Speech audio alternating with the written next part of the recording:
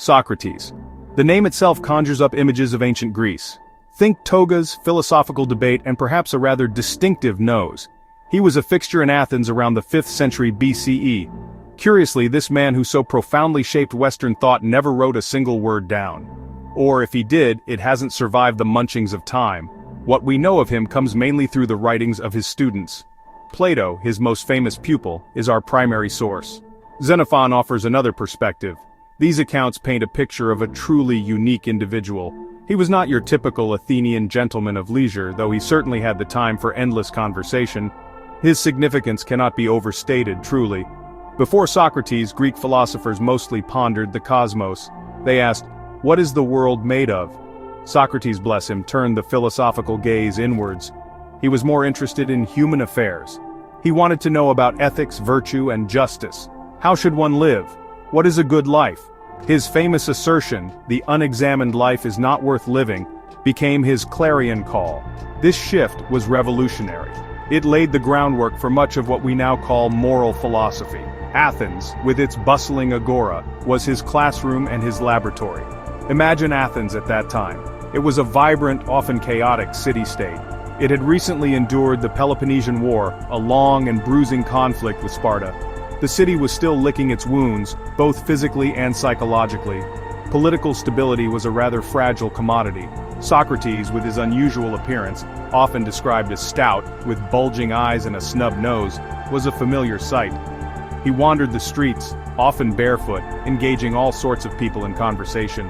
He was an eccentric certainly, but also an undeniable part of the Athenian landscape, like a well-known, slightly peculiar uncle.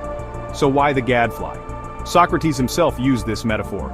He saw Athens as a large, noble, but rather sluggish horse. He, Socrates, was the annoying insect, the gadfly, sent by the gods to sting it into action. His constant questioning, his probing of accepted beliefs was meant to awaken the Athenians.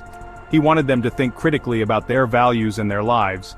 This, as you might imagine, didn't always endear him to those in power, or, indeed, to those who were quite comfortable in their unexamined existences. He was a necessary irritant, or so he believed.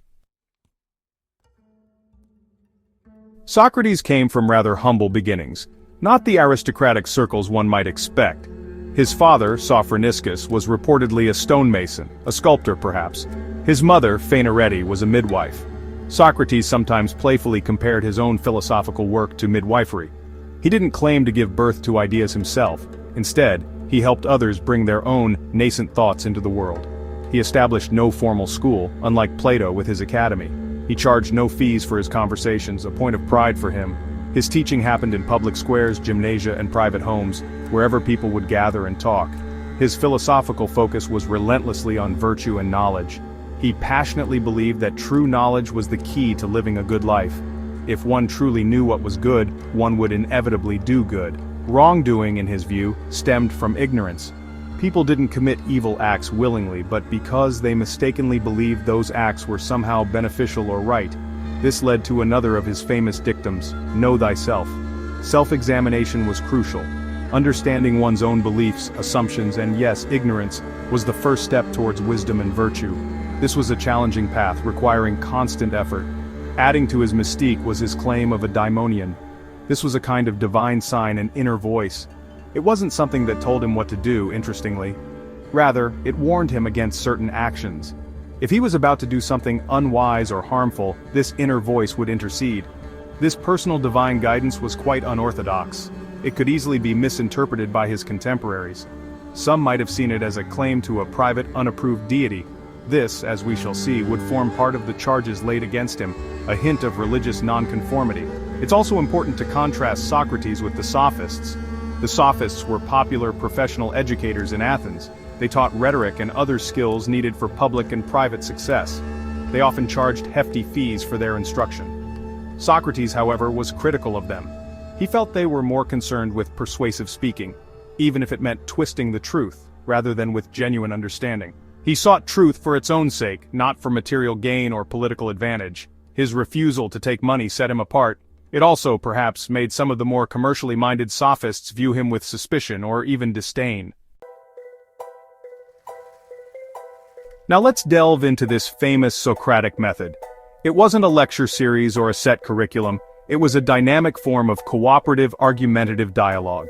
Socrates would engage someone in conversation, often starting with a deceptively simple question about a concept like justice, courage, or piety. The goal was to stimulate critical thinking. He aimed to illuminate ideas and expose underlying presumptions. This technique is sometimes called elenchus, which roughly translates to refutation or cross-examination. It was a process of intellectual exploration, guided by relentless questioning. He presented himself as an inquirer, someone who knew nothing. Imagine the scene. Socrates might approach a respected statesman or a confident young man. This person might claim to possess great knowledge about a particular virtue. Socrates, with feigned ignorance, would then ask for a definition. What is piety? He might ask Euthyphro, who was on his way to prosecute his own father for, well, impiety. Euthyphro would offer a definition. Socrates would then dissect it with a series of further questions. These questions would reveal inconsistencies or contradictions in the initial definition. The process would continue, with each new definition meeting a similar fate. It could be quite an unsettling experience for his interlocutor. The immediate effect of this method was often embarrassment or confusion. The person being questioned, who started out confident in their knowledge, would be led to a state of aporia. This is a wonderful Greek word meaning puzzlement, perplexity, or being at a loss. They realized they didn't actually know what they thought they knew. For some, this was a humiliating experience, especially in public. Socrates' questioning could certainly feel like a sting.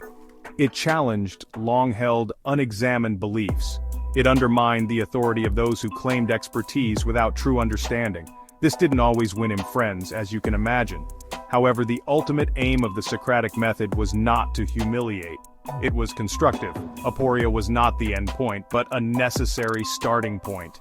By clearing away false certitudes, Socrates hoped to prepare the ground for a genuine search for truth. He believed that acknowledging one's own ignorance was the first step towards wisdom. This approach directly challenged traditional ways of learning, which often relied on rote memorization or deference to authority. Socrates encouraged independent thought. He wanted people to think for themselves rigorously and honestly. This was radical and, for some, profoundly disturbing. To understand the trial of Socrates, we must appreciate the rather precarious state of Athens in 399 BCE. The city was still reeling from its devastating defeat in the Peloponnesian War. This conflict with Sparta and its allies had ended just 5 years earlier in 404 BCE. Athens had lost its empire, its naval supremacy, and a great deal of its wealth and manpower. The war had also inflicted deep psychological scars. The golden age of Pericles was a fading memory. There was a pervasive sense of anxiety and a longing for stability, a return to perceived former glories. The political climate was particularly volatile. Immediately after the war, an oligarchic regime known as the 30 Tyrants, supported by Sparta, had seized power. Their rule was brief but brutal, marked by executions and the confiscation of property. Critias, one of the leading figures of the 30, had been an associate of Socrates. So had Charmide, another member. Though Socrates himself was not involved in their atrocities, in fact, he reportedly defied their orders at personal risk. These associations would later be used against him.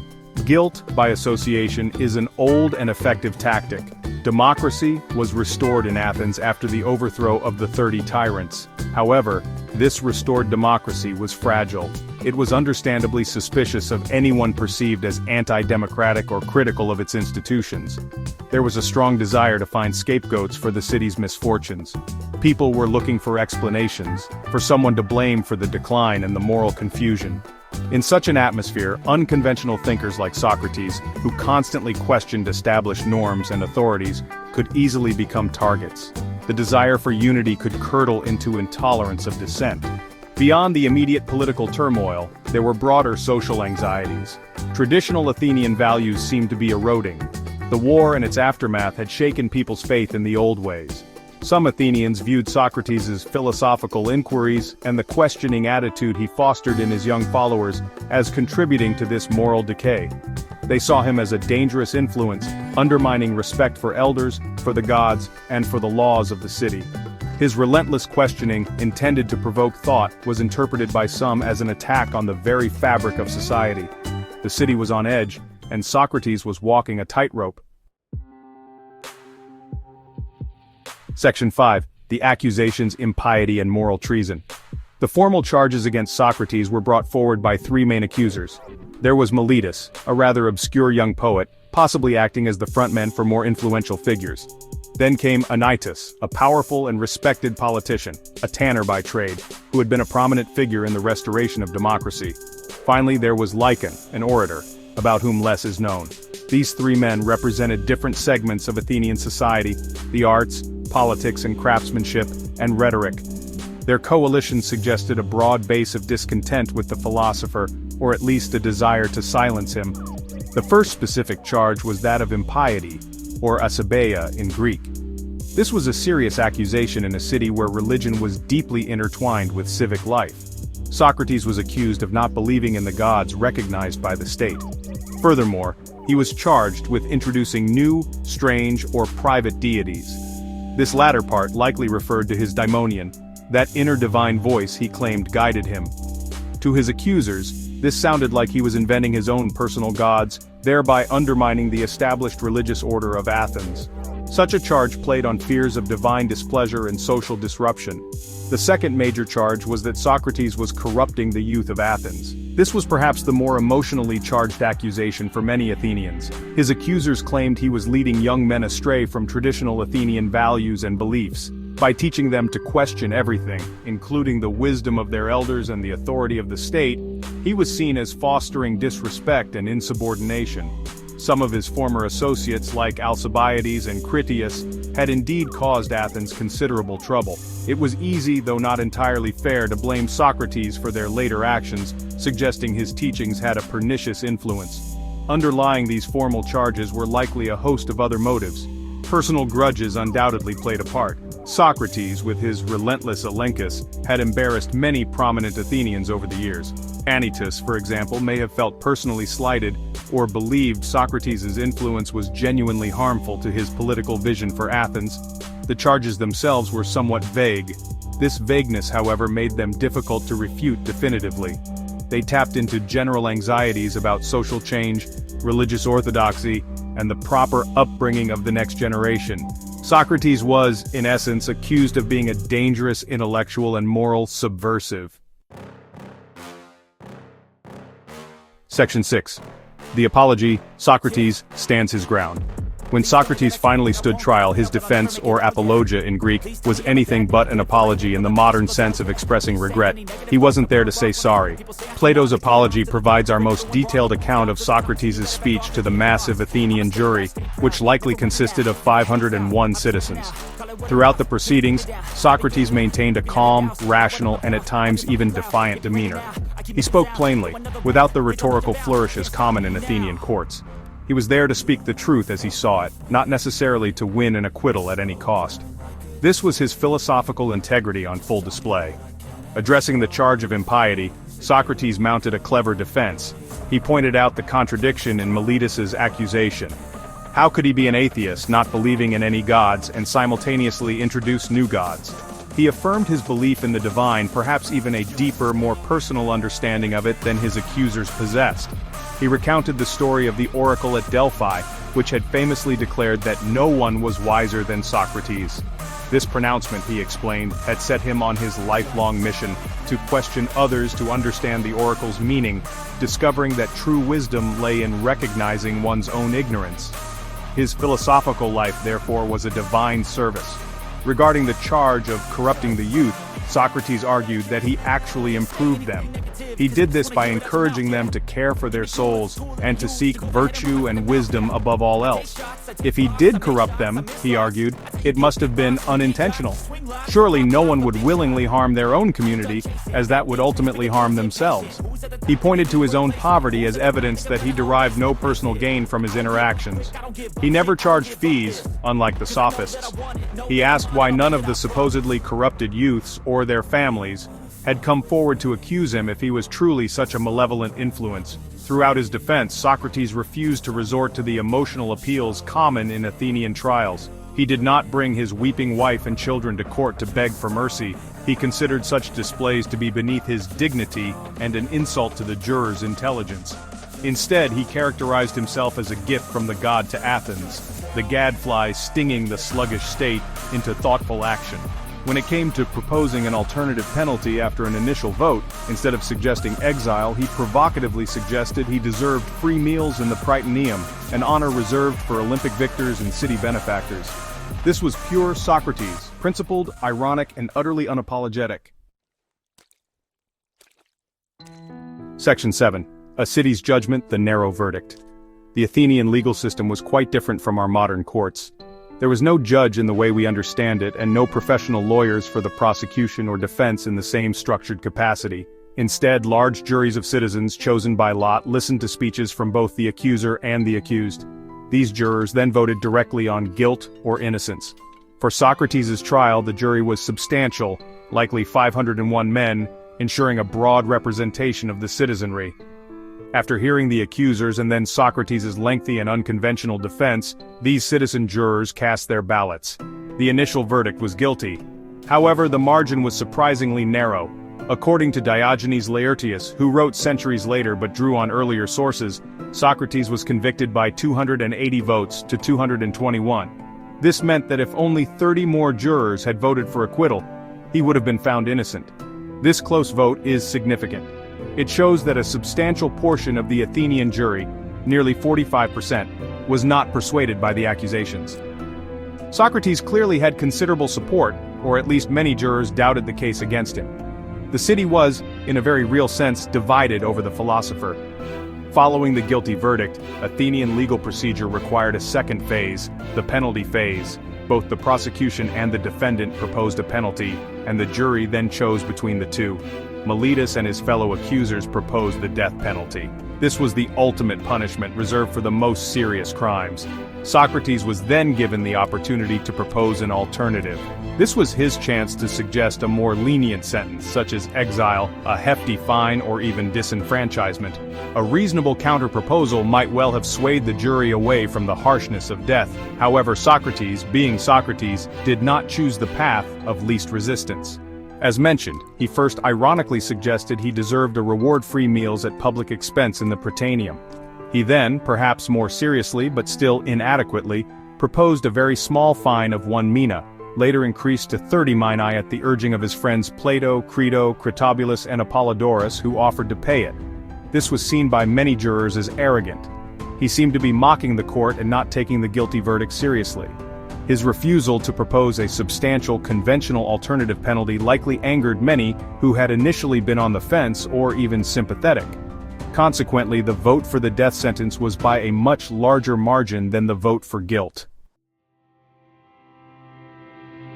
Section 8. The philosopher's final choice. Hemlock over exile. Once the death sentence was confirmed, Socrates reacted with the same remarkable composure that characterized his entire trial. He did not rail against the injustice or plead for his life. Plato's dialogues, particularly the Apology, Crito, and Phaedo, provide moving accounts of his final days and his philosophical reflections on death and duty. He told the jurors who voted for his death that they had harmed themselves more than him, for true harm is to act unjustly. He expressed a serene curiosity about the afterlife, wondering if he might continue his philosophical discussions with the great heroes and thinkers of the past.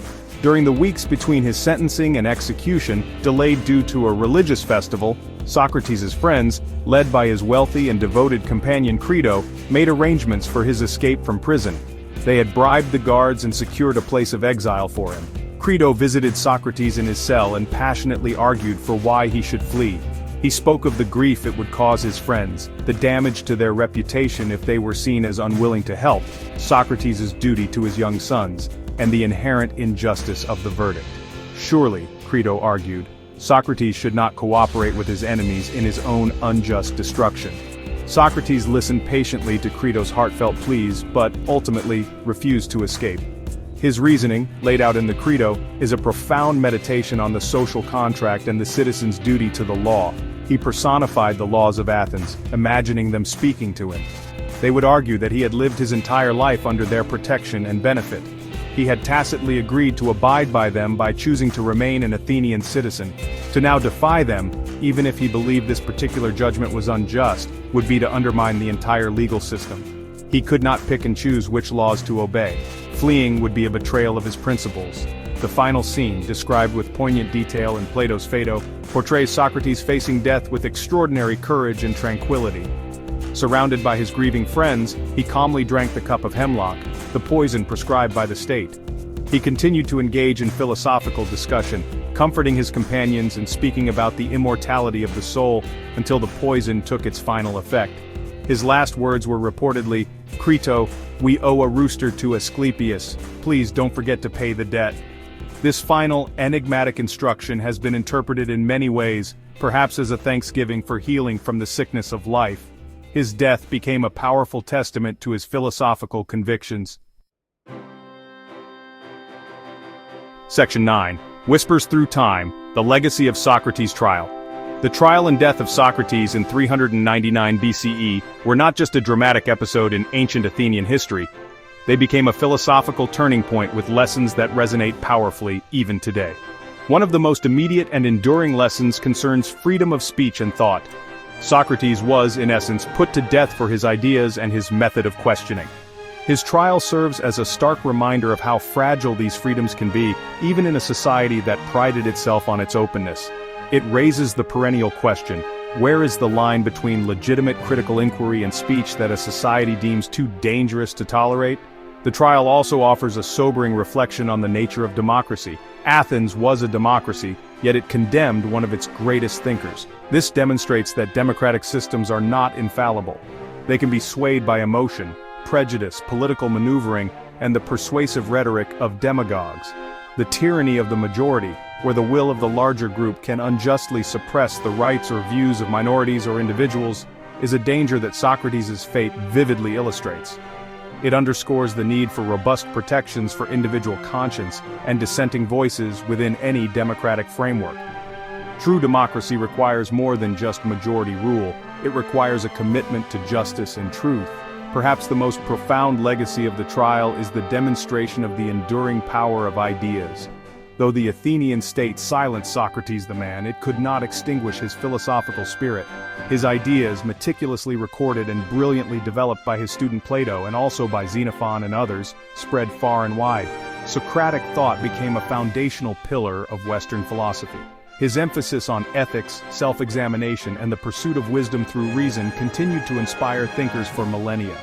The very act of his martyrdom, choosing death over compromising his principles, amplified the impact of his life and teachings. Socrates remains an iconic figure, a martyr for philosophy and for the principled stand of individual conscience against the state. His trial continues to be studied and debated, not merely as a historical event, but as a timeless allegory. It challenges us to consider the value we place on intellectual freedom, the responsibilities that come with citizenship, and the courage it takes to live an examined life.